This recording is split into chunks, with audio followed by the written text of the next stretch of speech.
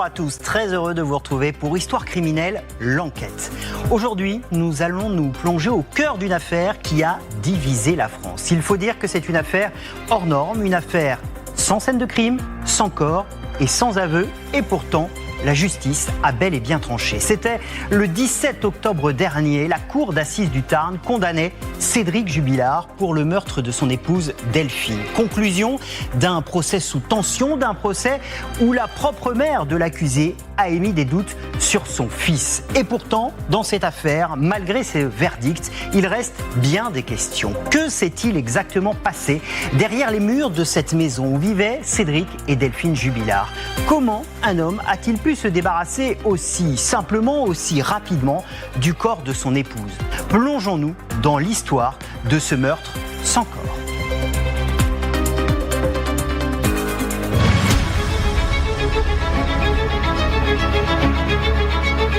8 octobre 2025, procès de Cédric Jubilard.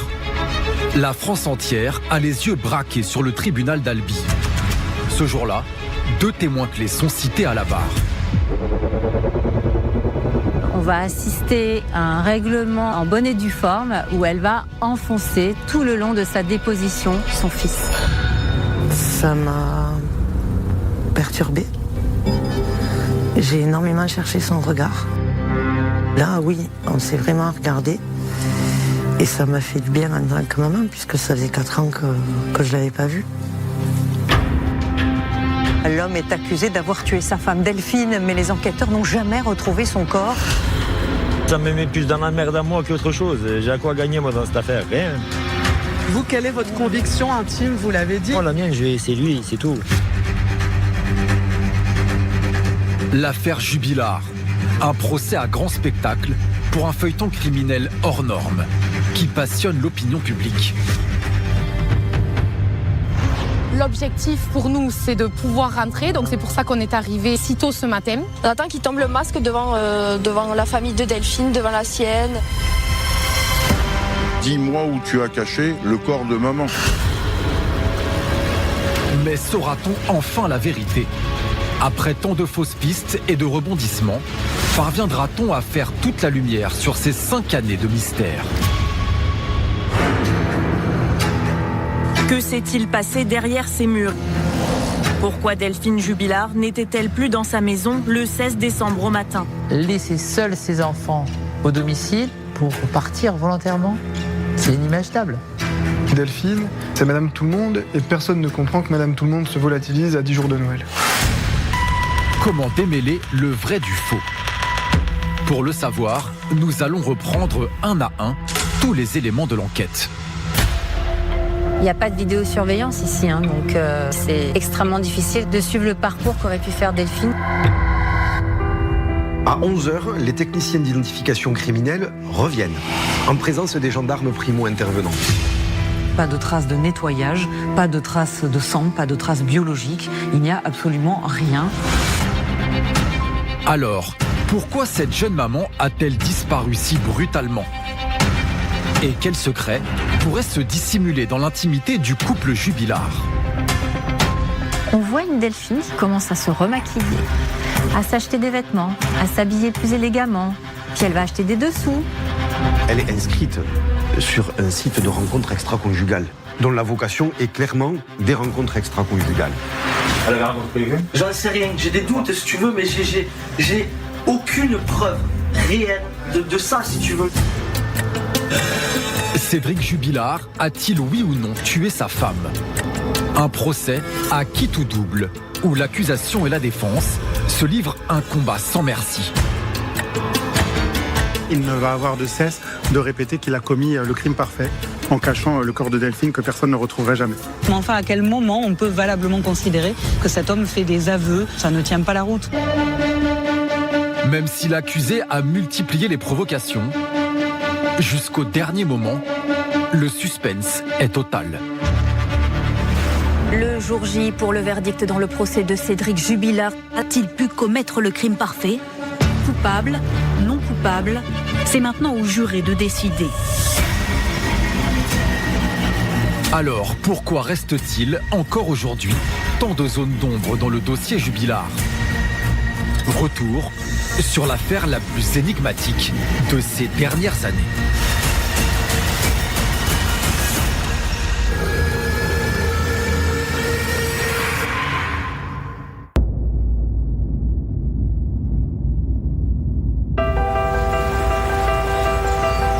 Pour bien comprendre cette histoire, il faut remonter plusieurs dizaines d'années auparavant. Tout commence dans la région d'Albi, la préfecture du Tarn, en plein midi de la France.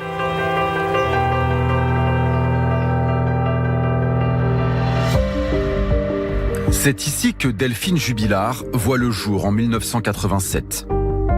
Celle qui s'appelle alors Delphine Ossaguel grandit au sein d'une famille nombreuse et très unie. Delphine, c'est une très jolie jeune femme, aux longs cheveux châtains, elle est grande, élancée, en fait elle est craquante quoi.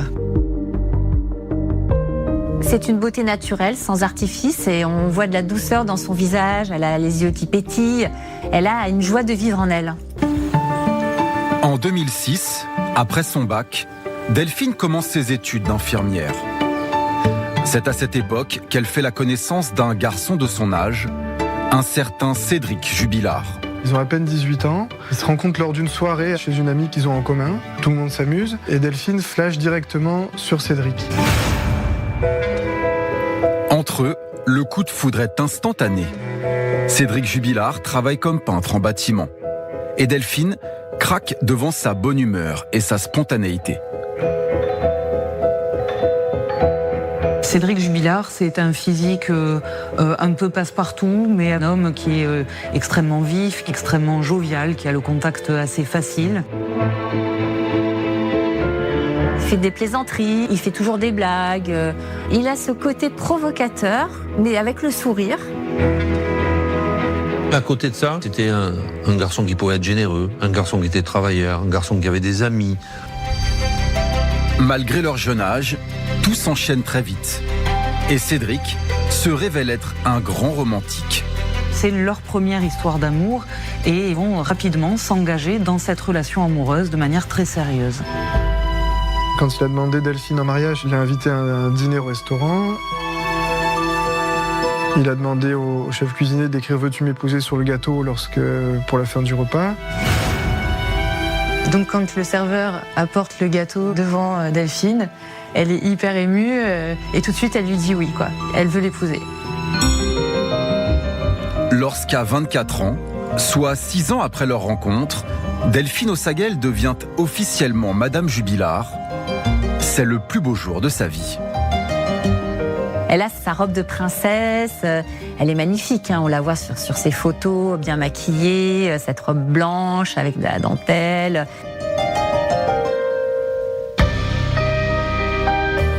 De leur union naissent 2 enfants. D'abord un garçon, 1 an après leur mariage, puis une petite fille. Et d'ailleurs, quand elle est enceinte, elle va faire une séance photo avec un photographe professionnel. Donc on la voit là, assise par terre, avec son ventre rond. Cédric qui est pas loin, avec les mains sur son ventre. Donc voilà, c'est l'immense bonheur pour ce couple. Commence alors une vraie vie de famille pour les Jubilard. Le couple fait construire la maison de ses rêves dans un lotissement tranquille de Cagnac-les-Mines, près d'Albi. Cagnac-les-Mines, c'est une commune qui est très calme, où tout le monde se connaît un peu. Des petites rues tranquilles, un tout petit centre-ville, il n'y a pas beaucoup de commerce. En tout cas, il y a une ambiance là-bas de petit village.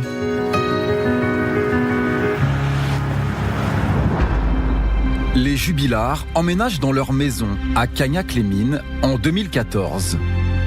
Avec leurs 2 enfants, ils y mènent une vie en apparence simple et heureuse, même si Delphine travaille beaucoup. En cette fin d'année 2020, tandis que la pandémie de Covid fait rage, la jeune infirmière se trouve en première ligne. Les personnels soignants, dont faisait partie Delphine, ont investi des heures et des heures, des nuits et des nuits au chevet des patients. Delphine Jubilard, elle a toujours le sourire. On la voit d'ailleurs chanter, rigoler lors de ses vidéos à la clinique, alors qu'on est en pleine période de Covid. Alors que les fêtes de Noël approchent à grands pas, ainsi s'écoule le quotidien de Delphine Jubilard et des siens. Celui d'une famille tout à fait normale, semblable à des millions d'autres. Jusqu'à ce terrible 15 décembre 2020.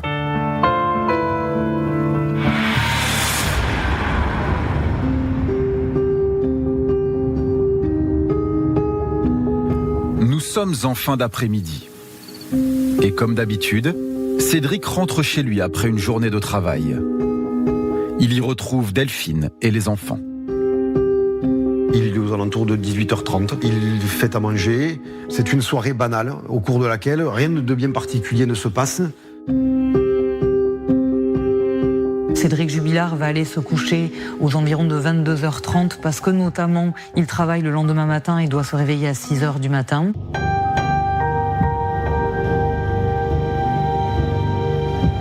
Delphine, elle, décide de rester dans le canapé, devant la télévision, avec son fils.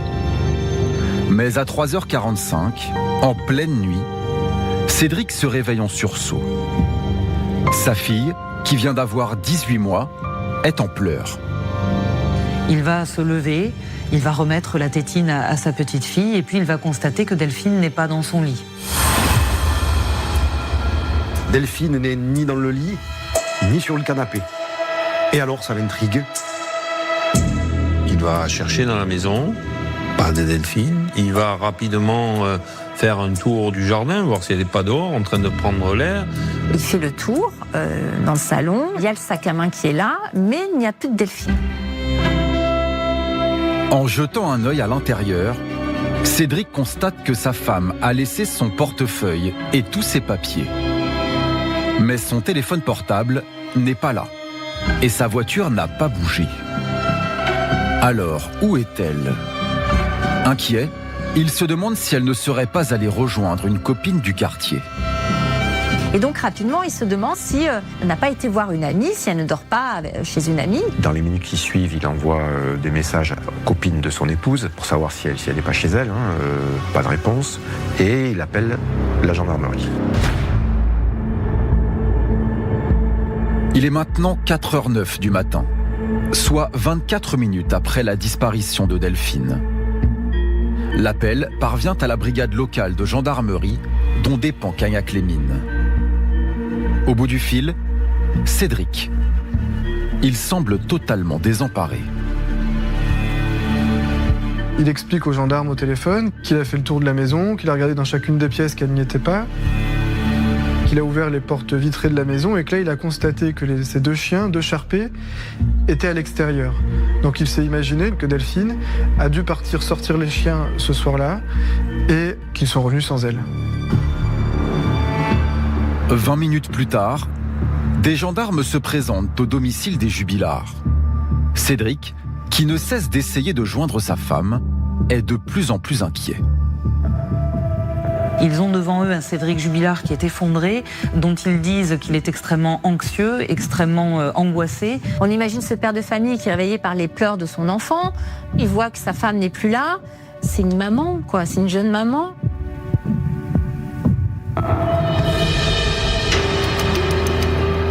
Face à l'urgence de la situation, les gendarmes questionnent Cédric. Pourquoi aurait-elle soudainement quitté le domicile sans le prévenir ? À demi-mot, il avoue que son couple traverse actuellement une mauvaise passe. D'ailleurs, précise-t-il, Delphine dort parfois sur le canapé ces derniers temps. Des tensions entre eux, forcément, les gendarmes veulent en savoir plus. Mais il y a eu une dispute, il y a eu quelque chose, mais non, pas du tout. Ça se passait bien, on avait trouvé un accord, donc rien de particulier. Sa femme serait donc sortie avec son téléphone sans lui dire où elle se rendait. Et comme c'est l'hiver, elle aurait, d'après Cédric, mis sa doudoune blanche. Enfin, c'est ce qu'il croit, puisqu'il ne l'a pas retrouvée dans la maison. Il est à présent 6h du matin et toujours aucune nouvelle de Delphine. Les gendarmes prennent la disparition de cette femme très au sérieux. Son signalement est aussitôt transmis à toutes les patrouilles du secteur. C'est une véritable armée de gendarmes qui débarque à Cagnac-les-Mines. Il y a 80 militaires qui se mettent à inspecter toutes les zones autour du domicile. Donc là, cette mère de famille qui a disparu en plein hiver, au milieu de la nuit, on met en place des moyens considérables pour retrouver Delphine. Delphine Velter est journaliste de police-justice. Afin de remonter le fil de cette mystérieuse histoire, elle fait le déplacement de nuit jusqu'à Cagnac-les-Mines. Il n'y a pas de vidéosurveillance ici, donc c'est extrêmement difficile de suivre le parcours qu'aurait pu faire Delphine. Il n'y a personne le soir, et là il faut imaginer cette petite ville. Il faut imaginer le couvre-feu qui commence le 15 décembre 2020. C'est un quartier pavillonnaire, quartier résidentiel. C'est plein de petites maisons.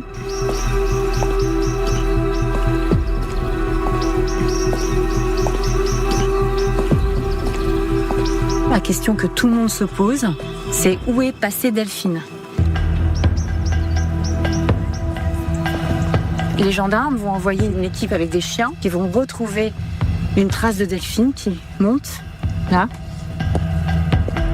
Les chiens, ils vont faire une centaine de mètres.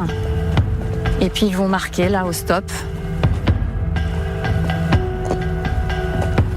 Et c'est ici qu'on perd la trace de Delphine Jubilard. Sa voiture est restée stationnée devant chez elle. Mais la trace de Delphine s'évanouit donc à une centaine de mètres de là. Alors que s'est-il passé ? Aurait-elle fait une mauvaise rencontre en pleine nuit ? Mercredi 16 décembre 2020. Le jour se lève sur Cagnac-les-Mines. Et les enquêteurs n'excluent aucun scénario. Tandis que le village est encore endormi, ils décident de fouiller la maison. À 11h, les techniciens d'identification criminelle reviennent, en présence des gendarmes primo-intervenants. Et à ce moment-là, il y a un PV de gendarmerie qui indique la chose suivante. Il ne trouve pas de scène de violence dans la maison, il n'y a pas de scène de lutte, il n'y a pas d'objet par terre. Pas de traces de nettoyage, pas de traces de sang, pas de traces biologiques, il n'y a absolument rien.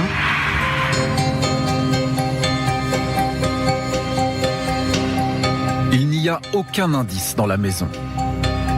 En parallèle, les gendarmes sont toujours à la recherche du portable de Delphine, qui pourrait leur être très utile.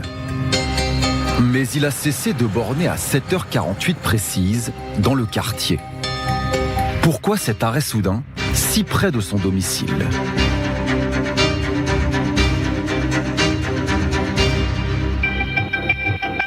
Le lendemain de la disparition, des cousins de Delphine, très inquiets, arrivent chez le couple. Cette histoire de départ nocturne, ils n'y croient pas vraiment. Alors, l'un d'eux questionne Cédric, tout en l'enregistrant à son insu.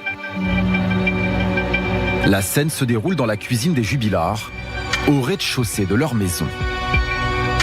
Qu'est-ce qu'elle avait comme chaussures ? Des espèces de boots. Et un jean, sa doudoune blanche d'hiver. Et le pyjama dessous. Ouais. C'est ce que je suppose. Mais moi, à 4h moins 10, 4h moins le quart, c'est la petite qui m'a réveillé. Oui. Personne dans le lit. Ouais, je me suis laissé endormir sur le canapé, tu vois. Ouais. Personne. Bon, elle est au WC. Salle de bain. Puis là, j'ai commencé un peu à l'appeler. Je fais, t'es là ? T'es par là ? Oui.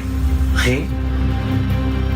Au moment de cet enregistrement, cela fait plus de 24 heures que Cédric est seul avec les deux enfants. Et sa voix est celle d'un homme visiblement perdu sans sa femme. Je vais essayer de chercher, je vais essayer de me remotiver. Parce que je dois t'avouer que je suis dans le néant. Si tu veux parler, tu parles, tu le sais. Courage, hein. Tu sais qu'on est là. Pendant que Cédric craque et fond en larmes, les enquêteurs, eux, s'interrogent. Comment cette mère de famille a-t-elle pu disparaître au beau milieu de la nuit ? Départ volontaire, accident, mauvaise rencontre ou alors scénario machiavélique ?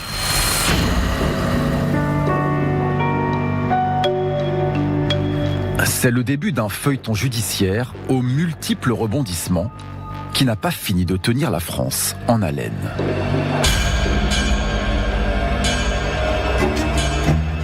Et à Cagnac-les-Mines, les investigations s'accélèrent.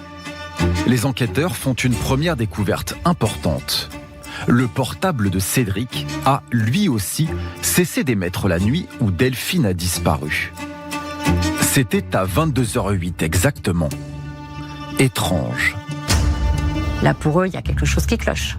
Donc, ils se demandent si, finalement, Cédric Jubilard n'aurait pas éteint son téléphone portable pour ne pas être tracé de toute la nuit et le rallumer à 3h53 pour prévenir les gendarmes et éventuellement monter ce scénario de cette femme qui a disparu pendant la nuit, ce mari qui est en panique, etc. Il y a aussi les lunettes de Delphine, dont l'une des branches sera découverte cassée sous le canapé. Y aurait-il eu une altercation au sein du couple ? Une dispute qui aurait pu mal tourner ? Quant à son entourage, il est formel. Delphine a horreur du noir. C'est quelqu'un qui est paniqué à l'idée de sortir en pleine nuit toute seule. Il ne serait jamais sorti promener ses chiens en pleine nuit. Quiconque va quitter son domicile va prendre son véhicule, va prendre ses papiers, va prendre toutes ses affaires. Ou pour le moins le minimum. Dans ce cas, pourquoi Delphine serait-elle sortie à pied, en pleine nuit, dans le froid et sans ses lunettes ? Pour ceux qui la connaissent, difficile d'imaginer qu'elle soit partie sur un coup de tête. Surtout que Noël arrive dans quelques jours. Laisser seuls ses enfants au domicile pour partir volontairement, c'est inimaginable. Elle n'aurait jamais laissé seuls ses enfants dans de telles circonstances. Delphine s'apprête à fêter les fêtes de fin d'année. Le sapin est fait, les cadeaux sont quasiment terminés, il y a des projets avec sa famille. Donc, on va pas tout laisser tomber du jour au lendemain. C'est pas possible. Autant de questions sans réponse et autant d'incohérences. 6 jours à peine après le début de l'enquête, l'histoire de cette jolie jeune femme qui s'est volatilisée fait déjà les gros titres.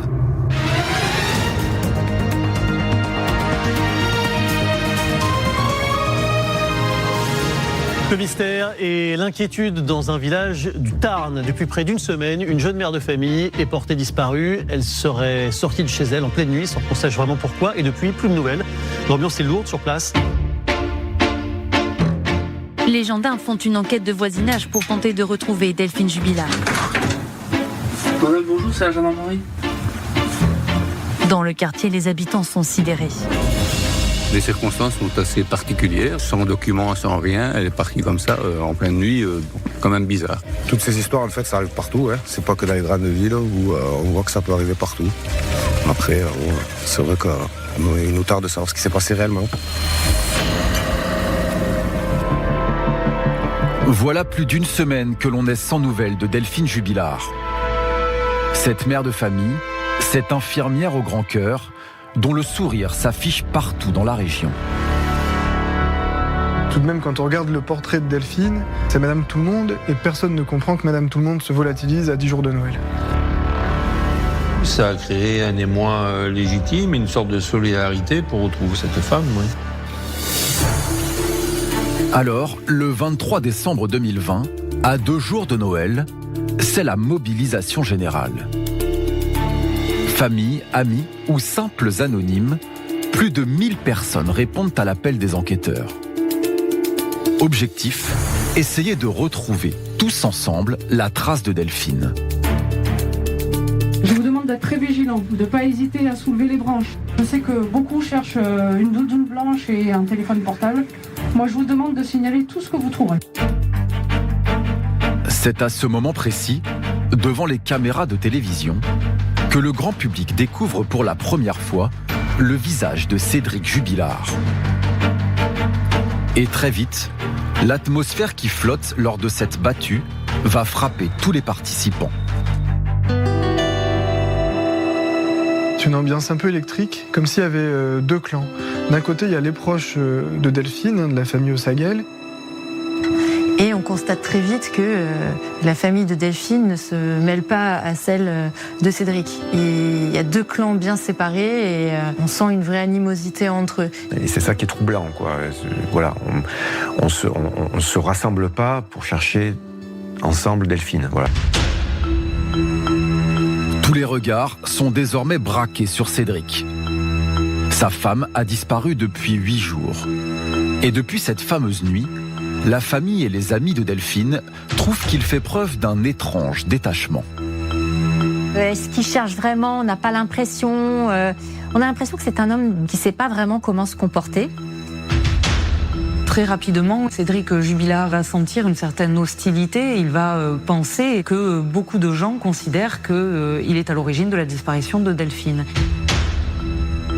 Et ce qui est étonnant, c'est qu'il va partir à midi. D'un coup, alors que les autres personnes qui sont là restent une partie de la journée, encore l'après-midi, pour continuer les fouilles. L'animosité est-elle trop grande autour de lui ? Est-il mal à l'aise ? Tandis qu'il fuit le regard des autres, les recherches se poursuivent encore pendant des heures. Mais hélas, sans succès. Aucun signe de Delphine, de sa doudoune ou même de son téléphone portable. Résultat, le soir même, afin d'augmenter les chances de la retrouver, l'enquête change de dimension. Il y a une information judiciaire qui est ouverte pour enlèvement et séquestration. On bascule de disparition inquiétante à une affaire criminelle. Et l'enquête est confiée à la section de recherche de Toulouse. Donc c'est des enquêteurs chevronnés qui ont l'habitude de ce genre d'affaires très médiatiques. Les mêmes fouilles, le même dispositif exceptionnel déployé sur la commune de Cagnac-les-Mines, des hectares de terrain quadrillés, des militaires et des équipes cynophiles, une scène à laquelle les habitants de Cagnac-les-Mines ont fini par s'habituer. Dans la mesure où on connaît un petit peu l'affaire, on s'est dit effectivement il faut aller jusqu'au bout pour essayer de trouver. Il y a les gendarmes, on voit ces broyeuses qui nettoient. On peut imaginer qu'il y a peut-être un corps qui est pas très loin de nous, mais bon, c'est malheureux, quoi. Après 2 semaines de recherches ininterrompues, les gendarmes doivent se rendre à l'évidence. Ils n'ont pas trouvé la moindre trace de Delphine, ni l'ombre d'un indice à exploiter. Et pourtant, la mystérieuse affaire de Cagnac-les-Mines ne fait en réalité que commencer.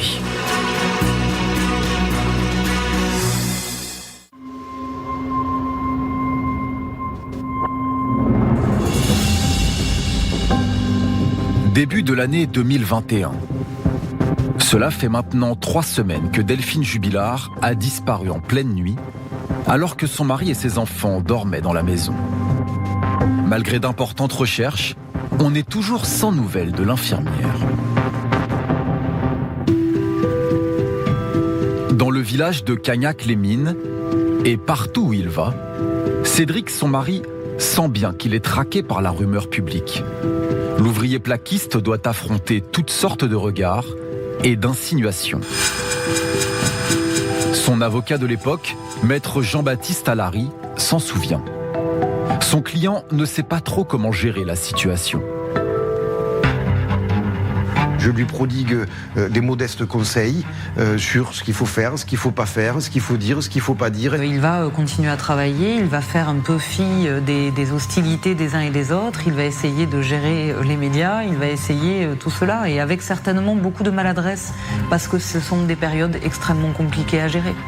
Oui, initialement, j'avais dit un peu naïvement, écoutez, monsieur Jubilard, ça va se calmer. Mais ce déferlement ne va pas se calmer. Bien au contraire. Les mystères de l'affaire Jubilard ne vont plus quitter la une de l'actualité. Pendant des mois, et bientôt des années, les médias vont se déchaîner, s'interrogeant toujours sur ces mêmes questions. Où est Delphine Jubilard ? Que s'est-il réellement passé cette nuit de décembre 2020 ? Et surtout, son mari ne serait-il pas impliqué, d'une façon ou d'une autre, dans cette disparition ? Dans la région d'Albi et ailleurs, personne ne comprend pourquoi une mère de famille a pu se volatiliser juste avant Noël. Une affaire pour laquelle tout le pays se passionne. Nous vous avons parlé dans nos journaux de la disparition mystérieuse de Delphine Jubilard, une infirmière de 33 ans habitant près d'Albi. De nouvelles fouilles ont débuté hier à son domicile avec des moyens exceptionnels. Que s'est-il passé derrière ces murs ? Pourquoi Delphine Jubilard n'était-elle plus dans sa maison le 16 décembre au matin ? S'est-elle enfuie ? Est-elle vraiment sortie de la maison ? Cagnac-les-Mines, 5 janvier 2021.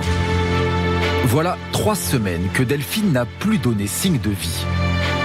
S'il manque de preuves, les enquêteurs ont déjà un suspect dans le collimateur.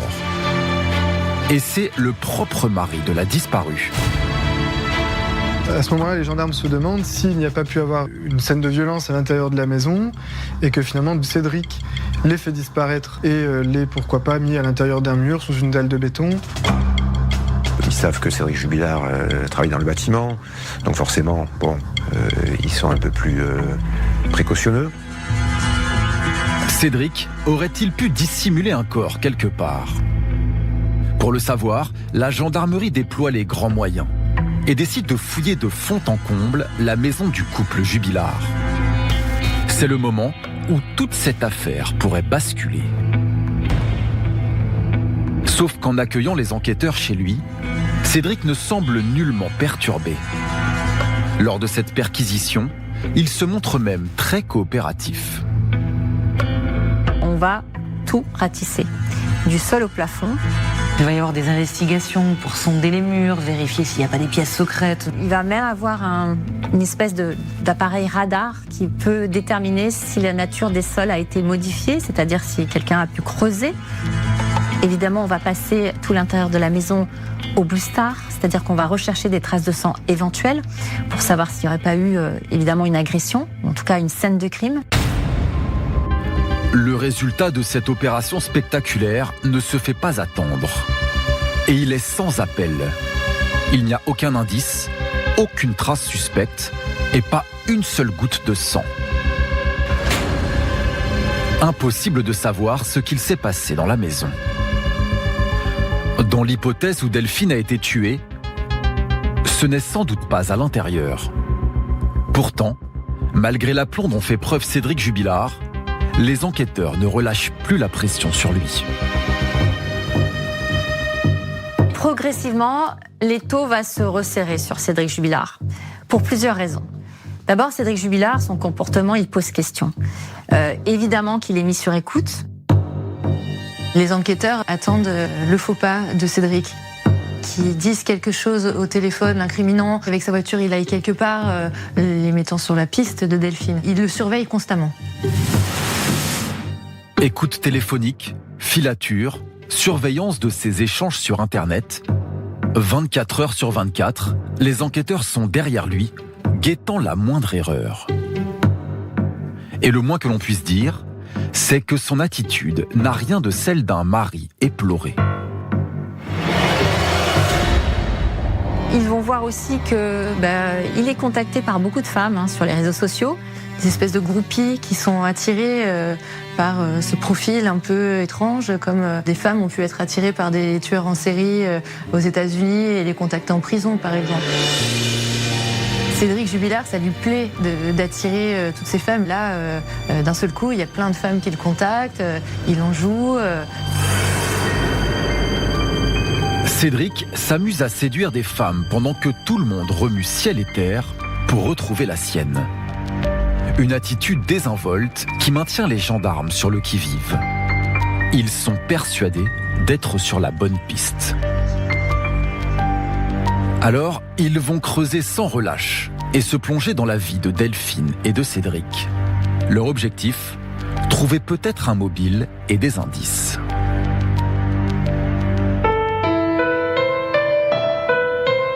À ce moment-là, on a l'impression que l'enquête s'enlise, mais en réalité, les gendarmes sont en train de travailler en profondeur sur la vie du couple Jubilard.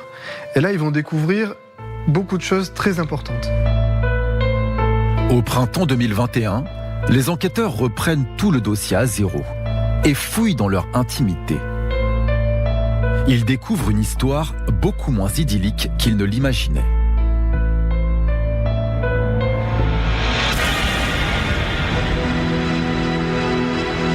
Ils commencent par s'intéresser à ce qui semble cristalliser les tensions au sein du couple. Leur maison de Cagnac-les-Mines, dont la construction avait commencé en 2013. Le rêve de toute une vie pour ces jeunes mariés.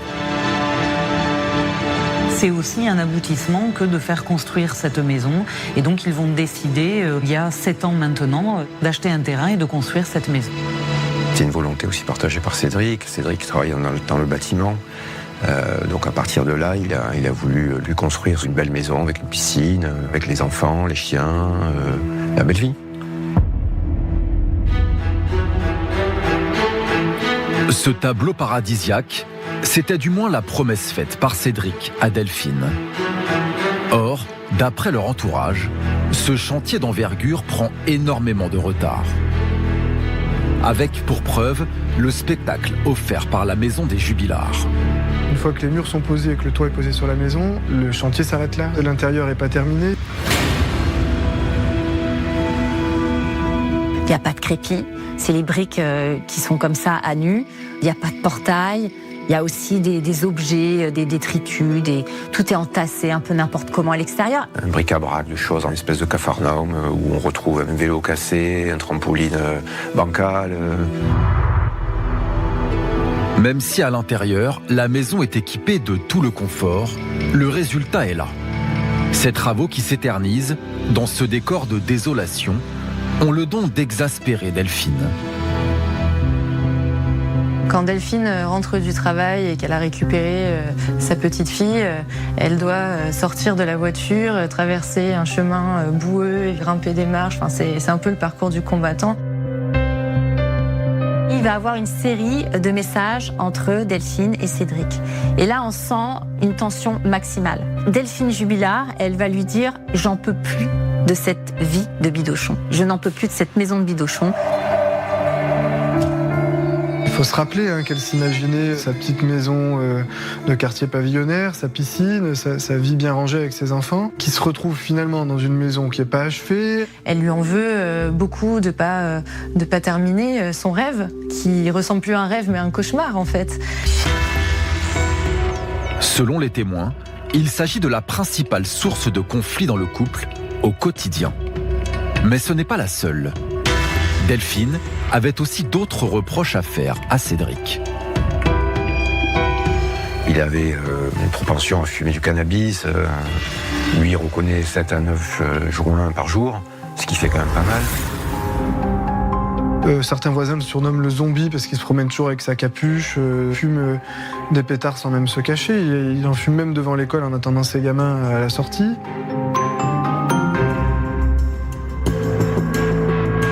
Et son addiction au cannabis, elle coûte cher. D'après les proches du couple, Cédric pouvait dépenser plusieurs centaines d'euros par mois pour s'acheter de la drogue. En réalité, au fil des auditions, c'est un profil inquiétant qui se dessine à présent. Il a des fois des attitudes qui peuvent choquer, de l'ordre de la violence, mais verbale surtout. Cédric avait pris un espèce d'ascendant malsain à l'intérieur du couple, c'est-à-dire qu'il critiquait énormément Delphine en public, il la rabaissait constamment, lui disant notamment qu'elle ne savait pas s'occuper de ses enfants, qu'elle ne savait pas tenir son foyer. Alors que les disputes se multiplient et que les travaux sont au point mort, Cédric Jubilard le sent bien. Delphine perd le peu de patience qu'il lui reste. Et pendant un moment, il va essayer de lui dire « mais je vais évoluer, je vais finir la maison ». D'ailleurs, il se remettra un peu aux travaux. Il va effectivement faire beaucoup d'efforts, beaucoup de témoins le disent. Il va reprendre les travaux dans la maison, il va essayer de la reconquérir. Et Cédric va montrer patte blanche, mais rapidement, il va se rendre compte que cela ne mène à rien. Et pour cause, Les amis du couple avaient tous remarqué un changement radical chez Delphine. Et Cédric aussi. C'était 4 mois seulement avant sa disparition. Elle s'était laissée un peu aller, Delphine Jubilard, les derniers temps. Et puis là, tout d'un coup, on voit une Delphine qui commence à se remaquiller, à s'acheter des vêtements, à s'habiller plus élégamment, à prendre plus soin d'elle, à faire ses ongles, etc. Puis elle va acheter des dessous. Sauf que les dessous, c'est pas Cédric qui en profite. Delphine est distante. Donc, dans la tête de n'importe quel homme, on se dit quoi? On se dit qu'il y a peut-être potentiellement quelqu'un d'autre. Cédric Jubilard en est persuadé. Sa femme a un amant. Il en avait même parlé dès le lendemain de sa disparition au cousin venu lui rendre visite. Une conversation également enregistrée à son insu.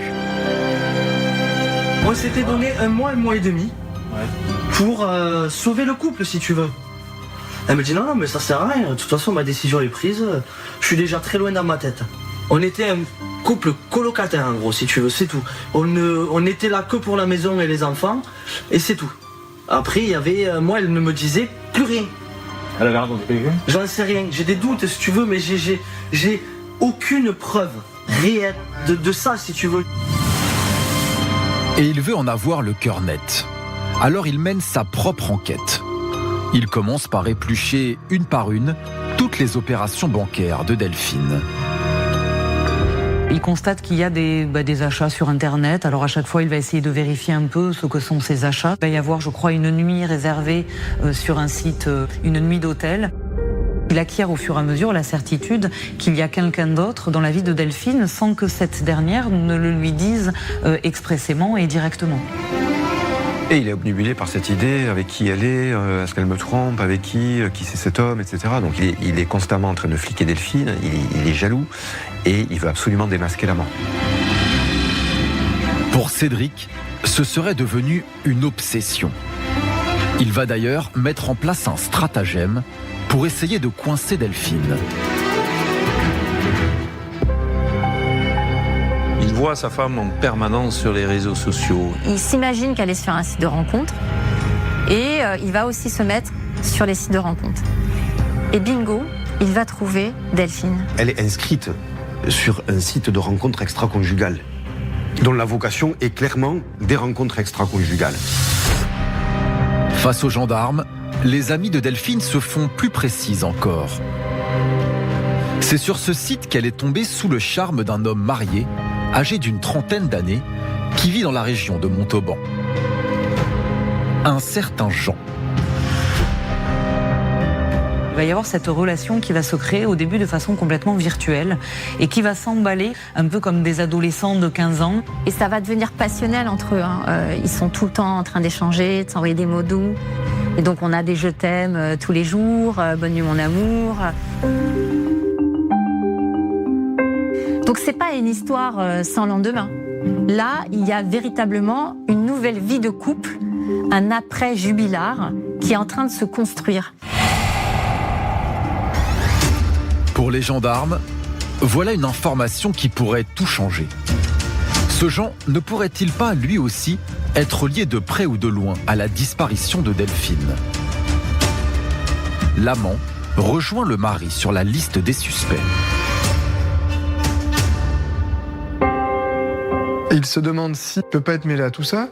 Alors ils vont enquêter, ils vont vérifier son emploi du temps, sa téléphonie. Et dans la nuit du 15 au 16 décembre, il est avec sa femme à son domicile à côté de Montauban et son alibi est vérifié de manière certaine. Un alibi a priori indiscutable, attesté par son bornage téléphonique. Un élément qui aura toute son importance par la suite. Mais les gendarmes de Toulouse ne lâchent pas la piste de l'amant pour autant. Alors, ils le convoquent pour l'interroger. Et le témoignage qu'il livre achève de sceller leur première conviction. Dans l'esprit de Delphine, dit-il, son mariage avec Cédric appartenait déjà au passé. Elle a l'intention de vivre avec son amant, de quitter la maison, de s'installer ailleurs, d'acheter une nouvelle voiture, acheter des meubles. Elle avait contracté un crédit. Donc Delphine s'imagine rompre avec Cédric, quitter la maison et s'installer avec cet homme de Montauban et vivre une vie familiale, enfin la vie familiale dont elle rêvait quand elle était jeune. Suite aux déclarations de l'amant, une question s'impose pour les gendarmes. La perspective d'une séparation aurait-elle servi d'élément déclencheur chez Cédric ?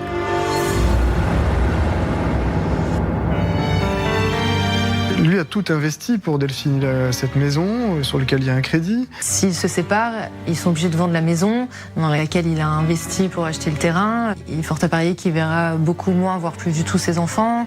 Si Delphine s'en va, Cédric a tout à perdre. Dès lors, les enquêteurs imaginent un double mobile, dicté à la fois par la jalousie amoureuse et la hantise de tout perdre en cas de divorce. C'est là que survient le premier vrai point de bascule de l'affaire Jubilard.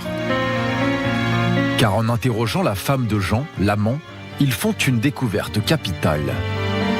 Son épouse avait échangé des messages avec Delphine, et pas n'importe quand. Le matin même de sa disparition. Elle va demander à Delphine de respecter en fait le temps de la séparation et attendre de vivre leur relation au grand jour après son départ. Et Delphine aura cette classe de lui répondre favorablement, de lui dire qu'elle comprend totalement ce qu'elle vit et qu'elle promet de respecter ça.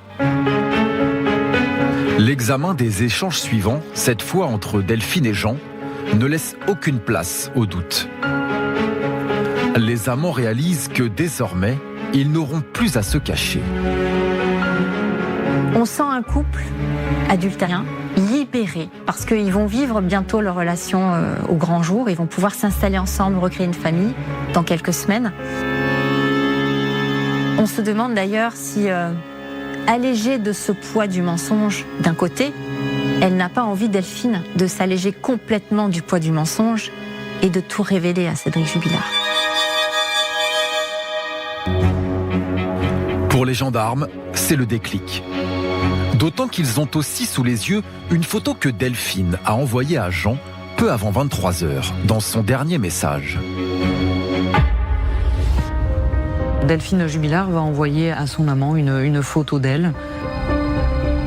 Elle est dans sa salle de bain avec une espèce de tenue de nuit, un combi short. Donc elle est un peu sexy, hein, voilà, elle envoie ça à son amant. Pour son amoureux qui réceptionne cette fois ce message et ce cliché, voilà, Delphine va se coucher. Voilà, donc on est à peu près aux alentours de 23h. Alors, que s'est-il passé ensuite ? C'est le grand mystère. Tandis que le scénario d'un féminicide, maquillé en disparition volontaire, se précise, toutes les investigations se focalisent sur Cédric Jubilard. Seulement, la gendarmerie n'a ni corps ni preuve, juste un faisceau d'indices. Alors saura-t-on enfin pourquoi la trace de Delphine Jubilard s'est évanouie en pleine nuit ? 6 mois après le début de l'enquête, la France retient son souffle. Car le 16 juin 2021, tout s'accélère. Pour la première fois, le mari suspect est placé en garde à vue. Les gendarmes pensent avoir suffisamment d'éléments pour parvenir à leur fin. L'homme est interrogé depuis maintenant 30 heures par les enquêteurs et des spécialistes du comportement. Les gendarmes avaient besoin d'avoir les aveux de Cédric Jubilard. Et donc je crois qu'ils espéraient véritablement que Cédric Jubilard avoue son crime. À ce moment-là, on est entré dans une forme de guerre psychologique. De toute façon, son placement en garde à vue, dans un dossier comme ça, je ne suis pas naïf, c'est quelque chose que nous avions déjà envisagé. Cédric Jubilard se retrouve seul face aux gendarmes. Et tout de suite, il le mitraille de questions sur son possible mobile, à savoir la liaison extra-conjugale de Delphine. Mais contre toute attente, leur suspect joue carte sur table. Il l'a vu passer des heures et des heures sur son portable. Il n'a jamais cherché à lui arracher le portable, il n'a jamais cherché à la menacer de quoi que ce soit pour voir ce qu'elle faisait. C'est d'ailleurs ce qu'il dira immédiatement aux gendarmes. Il se doutait qu'il y avait quelqu'un, il avait la certitude qu'il y avait quelqu'un, et il dira même « je n'avais pas de preuves, mais je me doutais en effet qu'elle avait quelqu'un dans sa vie ». Difficile pour les enquêteurs de le déstabiliser. Alors, ils le confrontent à un témoignage passé sous silence jusque-là. Car il y avait bien un témoin lors de cette dernière soirée. Son propre fils, âgé d'à peine 6 ans. Le fils des Jubilard, qui est réentendu un mois après la disparition, explique que ses parents se sont disputés le soir de la disparition de Delphine et que la dispute a été très violente. Il dit oui, alors j'ai entendu papa, maman, je n'étais pas là, je ne les ai pas vus, j'ai entendu une phrase qui ressemble grosso modo à « bon, mais puisque c'est comme ça, on n'a qu'à se séparer ». Devant les gendarmes, Cédric accuse le coup. De leur côté, ses avocats jugent cet élément bien trop fragile. Et pour cause. Son fils n'avait jamais évoqué de dispute auparavant. Il est entendu dans la journée du 16, il ne décrira rien de particulier, si ce n'est des choses positives sur la relation de ses parents ce soir-là, sans décrire la moindre violence, sans décrire la moindre dispute, les moindres éclats de voix. Pour le reste, Cédric Jubilard s'en tient à ce qu'il a toujours dit. Delphine serait partie seule en pleine nuit et il n'est pour rien dans sa disparition. Les heures passent et la garde à vue touche à sa fin. Face aux gendarmes, le suspect reste impassible et il n'avoue rien. Les enquêteurs abattent leur dernière carte. Des menaces qu'il aurait lancées devant sa propre mère peu avant la disparition. C'est là où il va commencer à proférer des menaces de mort auprès de sa maman. Je vais la buter, je vais la tuer, on la retrouvera pas, je vais l'enterrer, on va jamais la retrouver. Plusieurs fois. À sa mère, à des témoins. Il lui dit à peu près 5-6 personnes.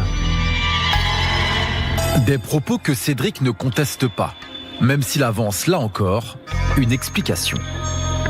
Il les explique comme des mots en l'air, prononcés sous le coup de la colère. Quand on lui a reproché des propos tenus, il les a reconnus. Mais quand on lui a attribué le meurtre de son épouse, il a nié. Il flanche pas et il ne ment pas. Impossible de tirer quoi que ce soit de Cédric Jubilard. Aussi provocateur et arrogant soit-il, les gendarmes n'ont ni preuve, ni corps, ni aveu. Pourtant, à l'issue de ces 2 jours d'interrogatoire, le couperet tombe. L'actualité de ce vendredi, c'est aussi la mise en examen du mari de Delphine Jubilard. Cédric Jubilard a donc été rattrapé par ses incohérences. Il est accusé de meurtre aggravé. Fin d'une garde à vue de 40 heures. Cédric Jubilard est conduit vers ses juges d'instruction. Leur thèse désormais, il serait le meurtrier présumé de son épouse. Le soir même, le mari de Delphine est placé en détention provisoire. Cédric Jubilard dort désormais derrière les barreaux. Pour autant, la justice est encore loin d'en avoir terminé avec cette affaire.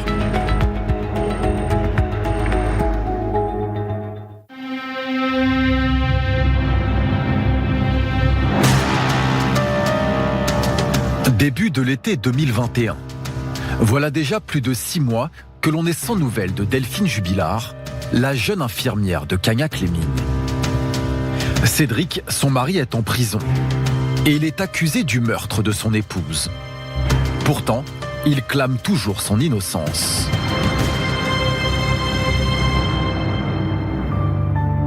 Parmi les collègues de Delphine, la tristesse se mélange à l'incompréhension. Difficile pour elle de croire au scénario soutenu par Cédric.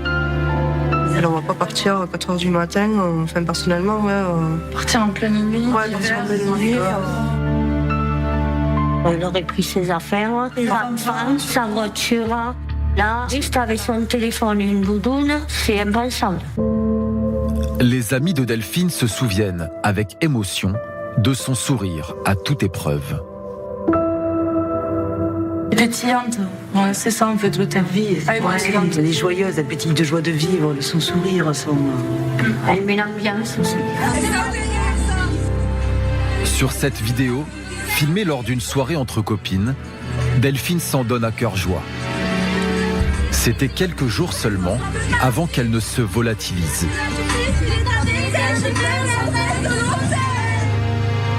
On s'aperçoit à quel point elle peut manquer. Et je trouve que c'est ça qui est le plus triste, c'est de se dire que... Où est Delphine Jubilard? Tous les regards se tournent maintenant vers son mari.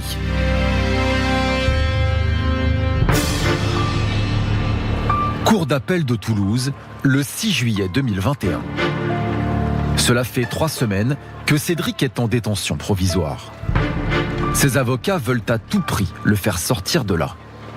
Les gendarmes savaient ou savent qu'ils n'ont pas grand-chose et qu'ils essayent à tout crin de réunir des petits grains de sable pour essayer de construire un château. Nous savons bien que ça n'a jamais été suffisant. Quand on veut voir quelqu'un comme un coupable, il suffit de le regarder comme un coupable. Et il a une gueule de coupable. Il est tatoué, et il fume des joints, et il est mal rasé. Il y a clairement un délit de sale gueule. Mais la justice se montre inflexible. Malgré de multiples demandes de remise en liberté, Cédric Jubilard sera maintenu en détention durant toute la durée de l'instruction. Entre la machine judiciaire et la défense, autant dire que la guerre est déclarée. Et elle sera sans merci. Les avocats de la défense de Cédric Jubilard, qui sont de vrais pénalistes, ont compris qu'il y avait de gros manques dans ce dossier. Parce qu'il n'y a aucun élément matériel qui incrimine Cédric Jubilard. C'est un faisceau d'indices, c'est un mobile. Mais il n'y a pas de preuve matérielle. On a un Cédric Jubilard qui clame son innocence, qui n'a pas craqué. Je ne sais pas ce que ça va donner. Ce que je sais, c'est qu'on a tous les ingrédients d'une erreur judiciaire.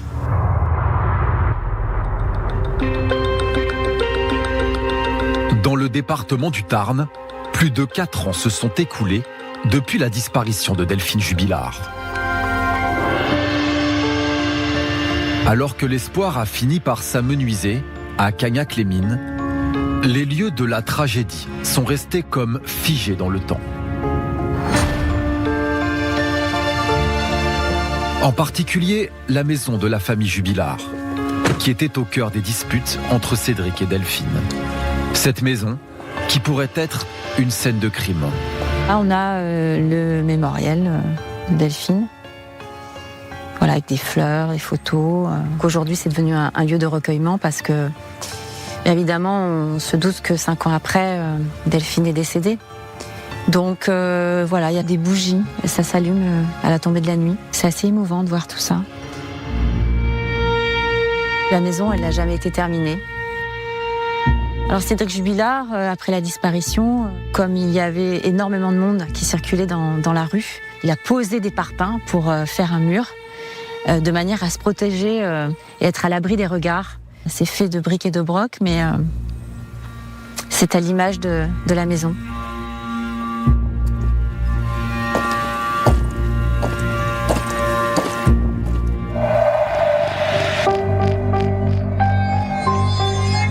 Automne 2025. Au terme d'une enquête tentaculaire et de fouilles menées partout dans la région, la justice n'a toujours ni corps, ni nouvel indice.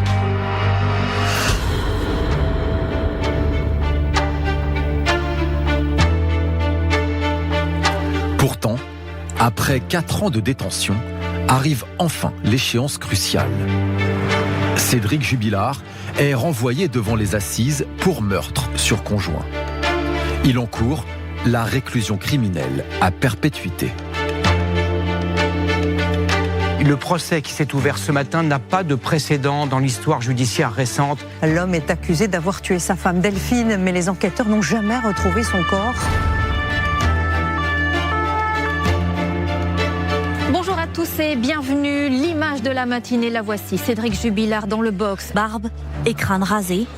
Le plaquiste de 38 ans est arrivé, le visage impassible. Il a désormais 1 mois pour convaincre la cour d'assises du Tarn qu'il n'a pas tué sa femme. C'est le procès de l'année. Celui que le public et tous les médias attendaient. Cédric Jubilard est seul dans son box, mitraillé par des dizaines d'objectifs. L'accusé a accepté d'être filmé. Il pouvait s'y attendre. Cédric Jubilard a de suite compris l'intérêt pour lui aussi de poser devant les caméras, de se laisser photographier. C'était conforme à tout ce qu'il avait fait durant les 6 mois qui ont suivi la disparition de son épouse, puisqu'on sait très bien que c'est quelqu'un qui a toujours voulu, en quelque sorte, prendre la lumière sur cette affaire aussi. Là, on a fait connaissance avec l'accusé dans son box, visage fermé, droit, les bras dans le dos. Déjà une attitude assez figée, pas d'émotion particulière, quelqu'un d'assez figé dans son comportement. Ce procès hors norme, où plus de 300 journalistes sont accrédités, doit durer 1 mois entier. Mais déjà, à l'extérieur, la foule se presse en espérant pouvoir assister au débat. L'émotion du public est palpable. Devant le tribunal, des infirmières, des collègues de Delphine, des mères de famille, tous très impliqués depuis sa disparition. Nous recherchons Delphine depuis le départ. Nous avons suivi cette affaire au tout début. Et donc, je tenais à être au procès. On attend qu'il tombe le masque devant la famille de Delphine, devant la sienne. Face au juré qu'il va devoir convaincre de son innocence, Cédric Jubilard est très vite mis sous pression. Alors, que va-t-il dire pour sa défense? Reviendra-t-il sur sa version? Et saura-t-on enfin où est Delphine? La présidente lui a donné la parole au premier jour et il a répété qu'il n'avait rien fait de mal à Delphine. Je conteste toujours les faits qui me sont reprochés. La disparition de ma femme me touche. Le fait de ne pas voir mes enfants, ma famille, mes amis, tout ça me touche. Et puis on est véritablement rentré un petit peu dans le vif du sujet dès l'après-midi avec l'enquêtrice de personnalité qui a travaillé sur Cédric Jubilard. Les experts donnent un premier éclairage sur sa personnalité. Abandonné très jeune par sa mère, Cédric Jubilard a vécu ballotté, de foyer en famille d'accueil. Du moins, jusqu'à son coup de foudre avec Delphine, à tout juste 18 ans. Alors son histoire pourrait-elle expliquer ce crime dont on l'accuse ? Ça a été un dominé toute sa vie, toute son enfance, toute son adolescence. Et effectivement, en grandissant, il devient dominant lorsqu'il le peut. Pourquoi ? Parce qu'il ne connaît que ça comme rapport. C'est ou dominé ou dominant, il n'est jamais dans des rapports justes.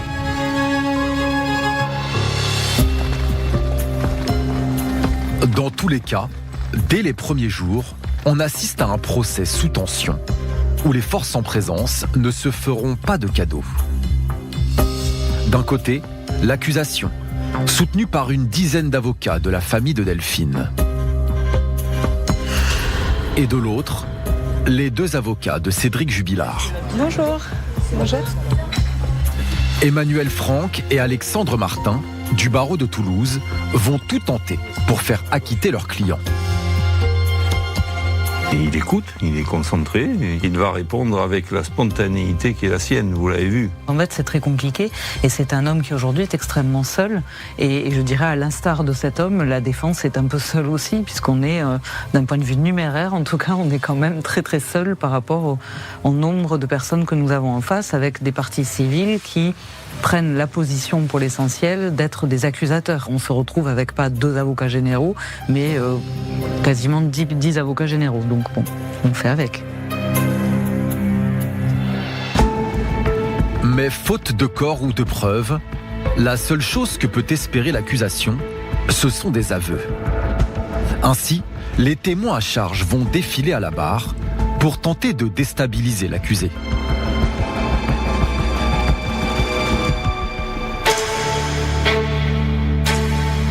Et tout de suite, les avocats des enfants du couple, âgés de 6 et 11 ans, donnent le ton. Le seul message que Louis, l'aîné, souhaite adresser à son père, glace tout l'auditoire. 10 mois où tu as caché le corps de maman pour qu'on puisse le récupérer, parce que j'ai exprimé au cours des mois précédents ma volonté de pouvoir me recueillir sur un cercueil. À ce moment, Cédric Jubilard hoche la tête. Il semble à l'écoute, un peu nerveux, ne parle pas. Son fils ne veut plus porter son nom.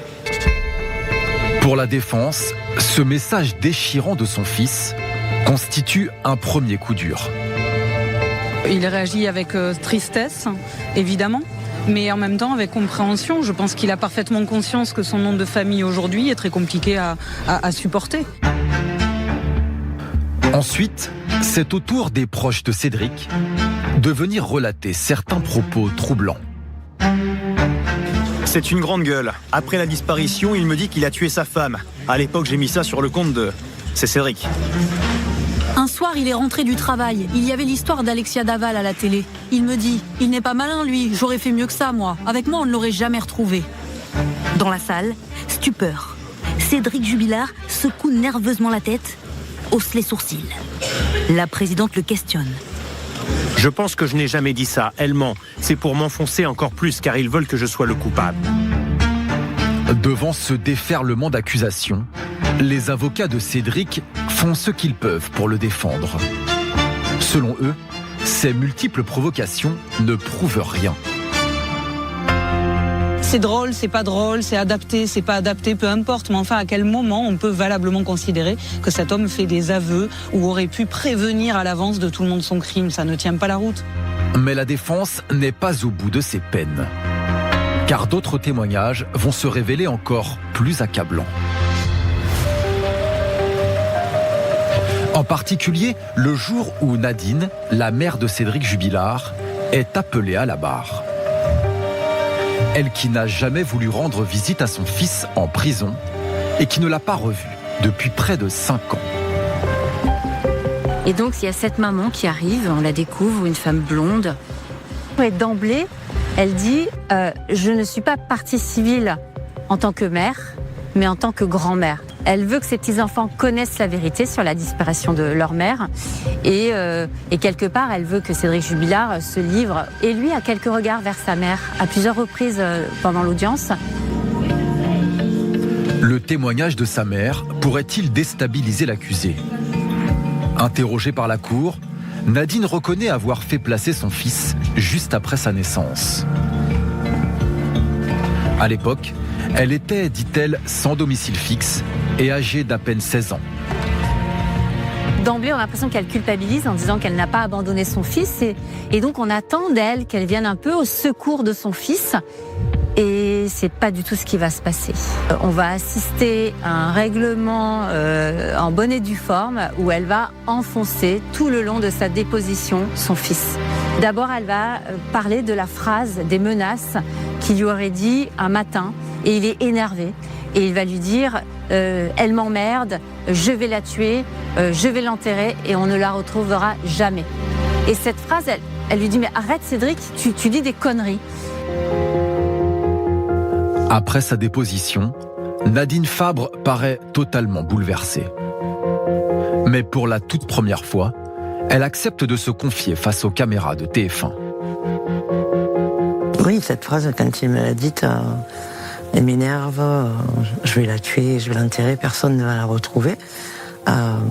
Pour moi, elle n'avait aucune incidence. C'était une phrase dite sous le coup de la colère. Et avec du recul ?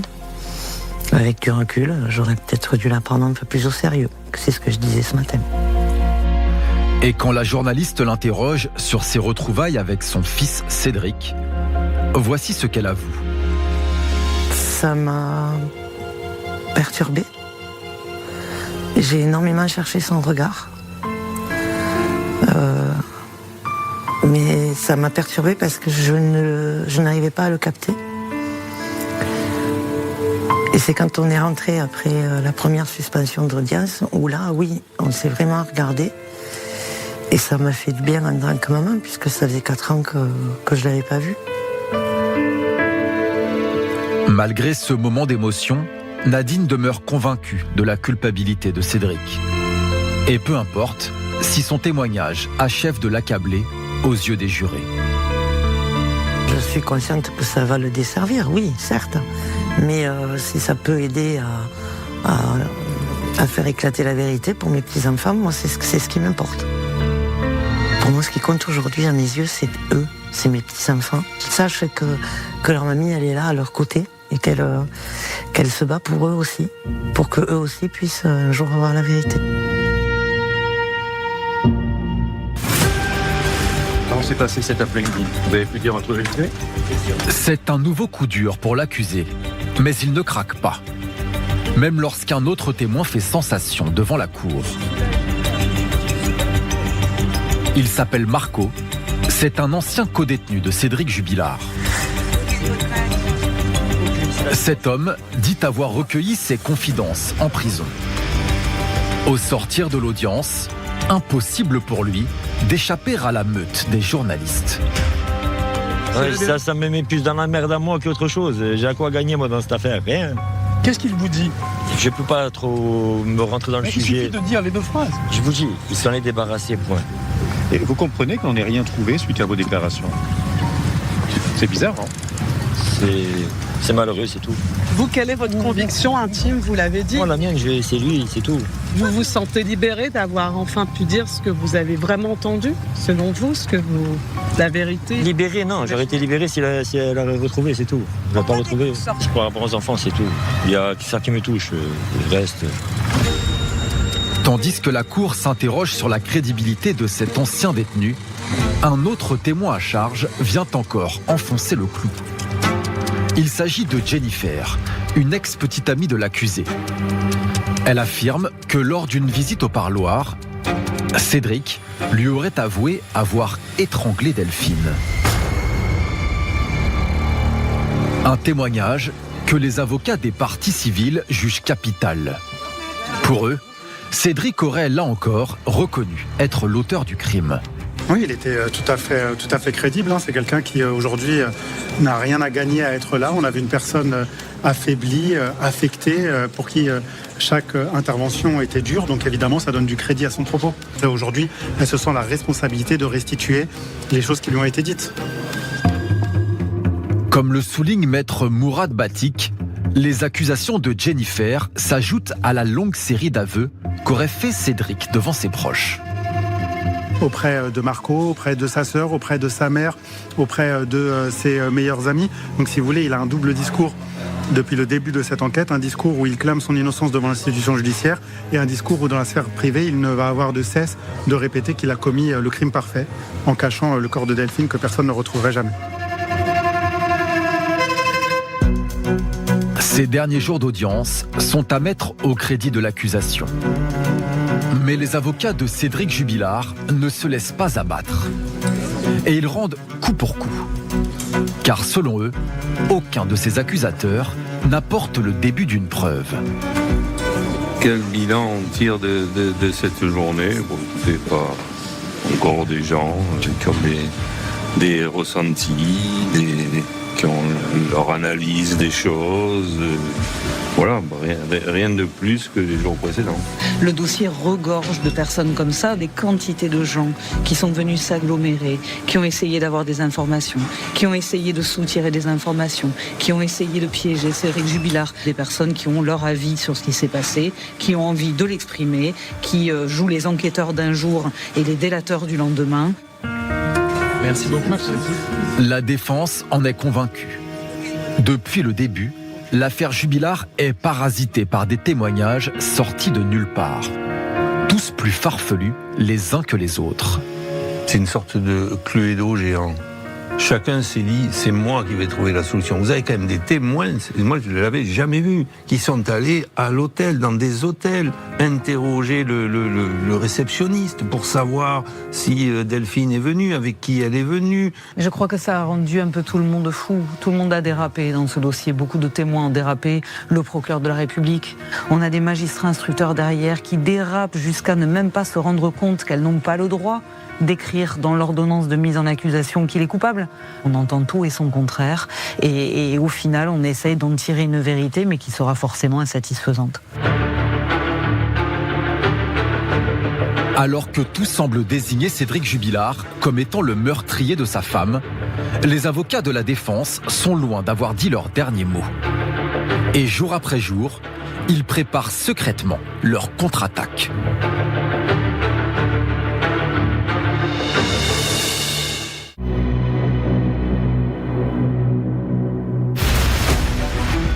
Octobre 2025. Le procès de l'affaire Jubilard bat son plein devant la cour d'assises du Tarn. Témoins, familles, gendarmes et experts se succèdent à la barre pour décortiquer le dossier. Devant tant de témoignages à charge, la parole est à la défense. Pour les avocats de Cédric Jubilard, qui forment un duo redoutable, il est temps de lancer l'offensive. Et quand le directeur d'enquête se présente à la cour, il se montre impitoyable avec lui. C'est Maître Franck qui porte ces accusations et elle le fait très bien. Elle le fait avec une maîtrise complète du dossier. On voit que ce sont des avocats qui sont allés chercher tous les loupés, tous les manques de cette enquête qui finalement comporte énormément de trous. Une défense, ça se prépare. Enfin, une défense, c'est surtout du travail. Le dossier, on le maîtrise par cœur et on a pointé, je crois, avec pertinence, tous les manques de ce dossier. Pour finir, la boucle est bouclée. À ce qui a été énoncé au départ, c'est qu'il n'y a aucune preuve. Parmi les failles énumérées par la défense, il y a des actes d'enquête inexploitables ou incomplets, dont un qui va être du pain béni pour Maître Franck et Maître Martin. Les téléphones d'environ 300 hommes, tous fichés comme délinquants sexuels, ont borné sur la zone au moment de la disparition de Delphine. Pourtant, seule une infime partie de ces potentiels suspects a été interrogée par les gendarmes. Et encore, de manière très expéditive.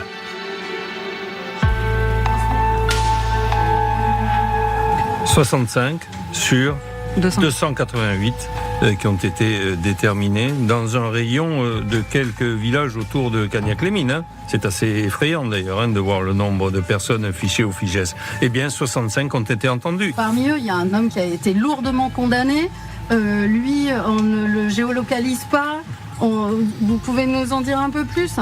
Oui, un homme au passé judiciaire extrêmement lourd, condamné pour des faits de viol accompagnés de torture et actes de barbarie. Donc on est quand même effectivement sur des faits d'une gravité exceptionnelle et dont les enquêteurs nous disent mais nous l'avons localisé la nuit, il était dans sa caravane sur son lieu de travail. Et sauf qu'en fait il y a une erreur, parce que c'est 1h non pas du matin mais 1h de l'après-midi. Mais vous imaginez quand même. Moi, ce personnage, je ne dis pas qu'il est coupable, mais simplement faites votre travail correctement. C'est quand même la moindre des choses quand votre raisonnement, vous, enquêteur, consiste à dire on a fermé toutes les portes et donc il ne reste que lui, donc ça ne peut être que lui. Les deux ténors toulousains sont bien décidés à appuyer là où ça fait mal. Et méthodiquement, ils vont tailler en pièces ces 4 années d'enquête aux ramifications titanesques. Et on se rend compte que malgré ces moyens qui ont été mis, qu'il y a énormément de choses qui sont pas allées au bout, qui sont laissées sans réponse. Est-ce qu'on peut condamner un homme sur une enquête qui n'est pas vraiment finie ? C'est toute la question qui se pose aujourd'hui dans cette cour d'assises. Voilà qui pourrait tout changer. Et si Cédric Jubilard était bel et bien innocent ? Et si Delphine avait été kidnappée en pleine nuit par un détraqué sexuel qui n'a pas été pisté ni localisé par les enquêteurs. Alors que le doute s'installe dans l'esprit des jurés, un coup de théâtre vient achever de bousculer leur certitude. Alors aujourd'hui, c'est une journée très importante parce que c'est aujourd'hui que vient l'amant. Et donc on va assister à un face-à-face certainement très tendu entre Cédric Jubilard et l'amant de sa femme. Souvenez-vous, le fameux Jean dont Cédric Jubilard avait deviné l'existence juste avant que sa femme ne disparaisse.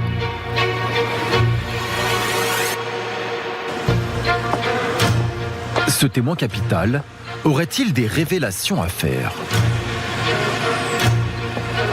Et là, il a en face de lui son rival, l'homme pour qui Delphine allait faire exploser leur vie conjugale, leur vie de famille. Donc c'est un moment extrêmement intense. Et lorsque Jean, l'amant, rentre dans la salle d'audience, Cédric, il a un sourire qui éblouit son visage et il se frotte les mains. On dirait qu'il sait qu'il va se passer quelque chose. Pourquoi Cédric paraît-il si sûr de lui à la vue de son rival ? Quelle arme secrète la défense a-t-elle à sa disposition ? Voilà peut-être le tournant de cette affaire. Cet homme, d'une quarantaine d'années, se retrouve donc sous le feu des questions.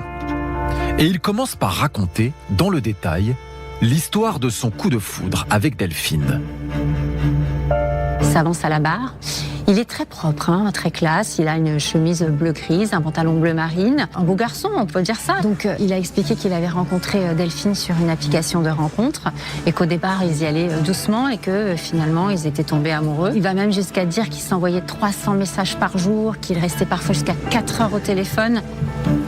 Mais alors que Jean, l'amant, ne s'y attend pas, Maître Alexandre Martin, pour la défense, s'adresse à lui droit dans les yeux. J'ai une question cash, très directe. On va commencer par ça.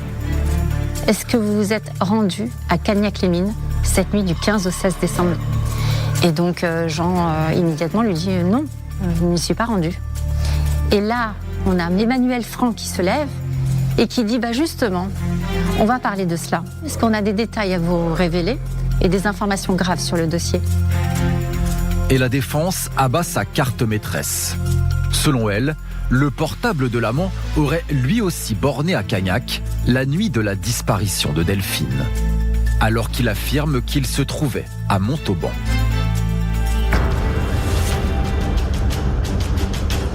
Et Maître Franck va plus loin. Le numéro de l'amant figure dans la liste des téléphones qui ont déclenché près de chez Delphine. Sauf que le procès-verbal qui le mentionne spécifiquement a quant à lui disparu du dossier. Forcément, l'avocate s'interroge. Ce retrait du dossier est un peu grossier parce que malgré tout ce PV existe et il est numéroté, c'est un numéro 129. Et ça, ce n'est pas un coup de théâtre, c'est pas un élément nouveau, c'est dans le dossier. Il suffisait de le lire, de passer son doigt sur la liste des 551 numéros pour s'apercevoir qu'il y avait la ligne de Jean-Donat Maquet qui déclenchait cette nuit-là à Cagnac-les-Mines. Cette ligne va être identifiée auprès des opérateurs, c'est son nom, c'est son prénom, c'est son adresse. Donc il n'y a pas de confusion sur un quelconque numéro. Ce numéro, qui aurait borné près des lieux du crime, provoque un tremblement de terre. Car les gendarmes n'ont pas creusé davantage la piste de Jean, l'amant de Montauban. Ils n'ont jamais fait de perquisition chez lui, ils n'ont fait aucun prélèvement dans son véhicule, ils l'ont au téléphone tous les 4 matins. Quand ils prélèvent son ADN, ils disent « vous inquiétez pas », ils l'informent de toute la procédure en temps et en heure. Quand on est capable de falsifier un dossier, c'est que là, on n'a pas voulu chercher ailleurs pour préserver la piste, l'unique piste qui les intéresse depuis le premier jour, celle de Cédric Jubilard. Voilà qui pourrait fragiliser définitivement l'accusation. Le procès serait-il en train de basculer ?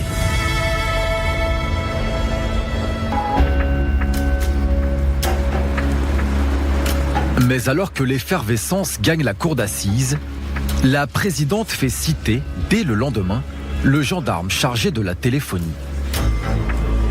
Et cet enquêteur l'affirme, le numéro de l'amant n'avait rien à faire dans cette liste. Il s'agissait, dit-il, d'une erreur de copier-coller. Le gendarme vient de dire, mais je me suis trompé. Je me suis trompé, on ne sait pas comment d'ailleurs, on arrive mal à comprendre les explications qu'il nous a données. Je me suis trompé, j'ai marqué ce nom alors que je n'aurais pas dû le noter.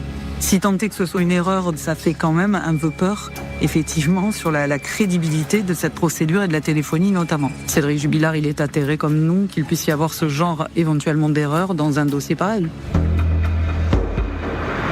Même si l'enquête en sort décrédibilisée, la défense accuse le coup. Mais les parties civiles respirent un peu. Quant à l'amant de Delphine, interrogé à la radio, il persiste et signe.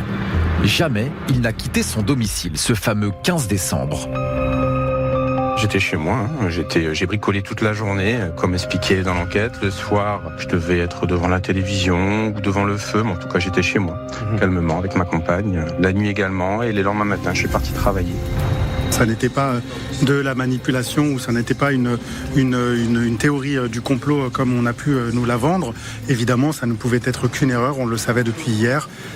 C'est un effet de manche qui fait pchit aujourd'hui. Et évidemment, on retombe sur le fond du dossier, et le fond du dossier qui est plus accablant que cette erreur du gendarme. Vendredi 10 octobre 2025. Nous sommes à une semaine de la fin du procès. Malgré le froid, de nombreux curieux sont venus camper devant le tribunal. Certains depuis le milieu de la nuit. L'objectif pour nous, c'est de pouvoir rentrer. Donc c'est pour ça qu'on est arrivé si tôt ce matin, enfin cette nuit même. Et effectivement, on ne sait pas en fait à l'avance le nombre de places qu'il y a de disponibles pour nous. Donc ça va être au petit bonheur la chance ce matin à l'ouverture finalement. C'est aujourd'hui que Cédric Jubilard est interrogé pour la toute dernière fois. Là, je suis très curieuse de le voir en face de moi, de voir comment il va répondre, comment il va réagir, ses réactions, son attitude, ça c'est quelque chose, oui, qui m'intéresse. À l'heure où le palais de justice ouvre enfin ses portes, c'est presque la cohue. Venu de la région d'Albi ou d'ailleurs, le public n'aurait raté cela pour rien au monde. Ça se passe dans mon département, dans ma ville. Je voulais suivre cette affaire qui nous tient en haleine depuis 5 ans. Et là, on est aux portes de son jugement.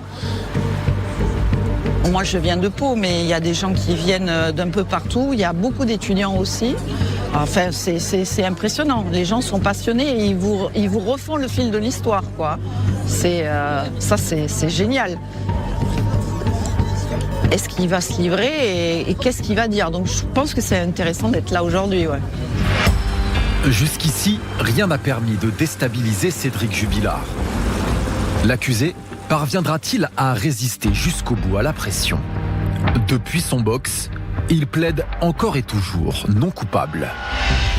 Donc on voit cet homme debout et qui répond à toutes les questions et d'une manière assez polie. Il donne encore cette impression d'être un garçon, un petit peu seul au monde. Il ne se démonte pas, il répond posément, il a réponse à tout, il explique tout. Et à plusieurs reprises, Cédric Jubilard va répéter qu'il n'a rien fait à Delphine, qu'il ne lui a pas fait de mal et qu'il ne l'a pas tuée. Il va dire qu'il l'aimait et qu'il l'aimera toujours. Il va dire qu'elle garde une place dans son cœur et que ça sera toujours la mère de ses enfants. Et ça, il le dit plusieurs fois pendant l'interrogatoire. L'accusé doit faire face aux assauts des avocats des parties civiles. Eux pour qui le meurtre de Delphine a obéi à un seul et unique mobile, la jalousie amoureuse. C'est un homme qui a vécu un adultère et donc aujourd'hui il essaye de nous faire croire qu'il avait une réaction parfaitement plate, sans émotion et que ça ne lui faisait rien du tout. Évidemment c'est pas le cas et on le sait au regard de sa personnalité que c'était tout sauf une personnalité plate qui encaissait les coups. Mais c'était bien quand même de planter le contexte, de planter la jalousie compulsive dans laquelle il était enferré, les comptes bancaires qu'il épluchait, le détective privé qu'il souhaitait prendre, la lingerie qu'il a découverte. Et donc évidemment tout ça, ça dresse quand même un contexte tout à fait particulier. Alors, entre le faisceau d'indices accumulés et les nombreuses failles de l'enquête, où est la vérité? Dans la dernière ligne droite, l'incertitude plane plus que jamais sur l'issue du procès Jubilard. Ce sera au final au jury de trancher. Une journée particulièrement importante au procès de Cédric Jubilard. Ce sont les 2 avocats généraux qui ont procédé à leur réquisition. Cédric Jubilard a-t-il pu commettre le crime parfait? Pour les avocats généraux, il ne faut pas le sous-estimer. On va vous dire qu'il n'est pas assez intelligent pour avoir fait disparaître un corps. Il faut du sang-froid, connaître le terrain, un peu de chance, et tout ça il l'a. Le faisceau d'indices est une preuve. On vous dira que le dossier est vide. Le seul vide dans ce dossier, c'est le corps manquant de Delphine. À l'issue de ces réquisitions, l'accusation réclame une peine exemplaire, soit 30 ans de réclusion criminelle.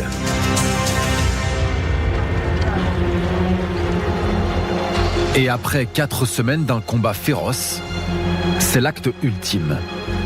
En plaidant l'acquittement, lors d'une vibrante plaidoirie, Emmanuel Franck vient de jeter les dernières forces de la défense dans la bataille.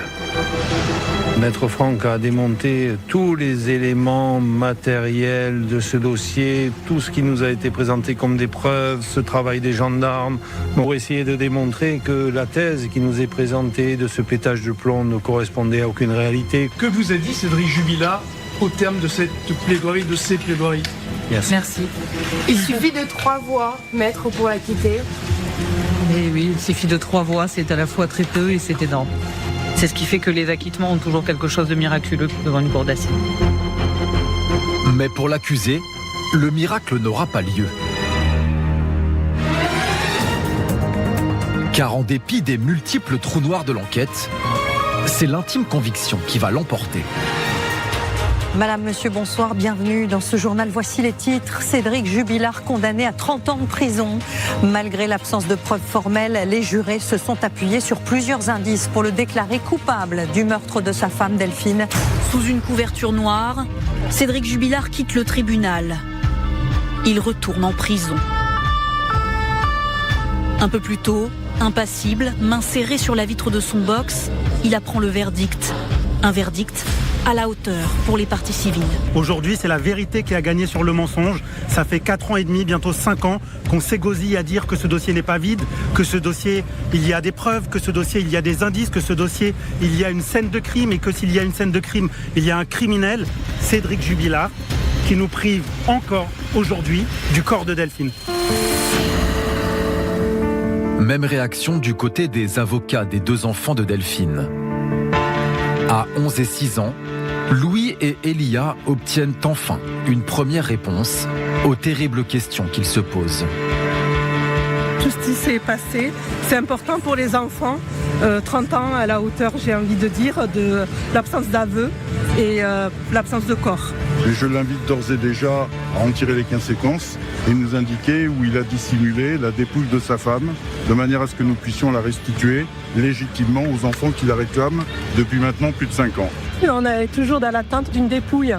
Une dépouille, c'est important. Une dépouille pour un deuil, une dépouille pour avancer dans sa vie. Aujourd'hui, ils sont privés de cela, ces enfants, encore. S'ils croyaient dur comme fer à un acquittement faute de preuves, les avocats de Cédric Jubilard annoncent immédiatement faire appel. Leur client demeure donc présumé innocent. Il réagit comme un homme abattu, vous imaginez bien, est-ce vraiment nécessaire de décrire comment il a réagi? Effectivement, nous sommes déçus, mais nous savions que quoi qu'il arrive, de toute façon, il y aurait un deuxième combat et nous allons nous remettre au travail pour préparer cet appel. Nous continuerons, cet homme continuera à clamer son innocence et nous espérons que de futurs jurés y croiront. Pour connaître l'épilogue définitif de l'affaire Jubilard, il faudra encore attendre quelques mois de plus. De la défense au parti civil, tout le monde s'est donné rendez-vous au procès en appel devant une autre cour d'assises.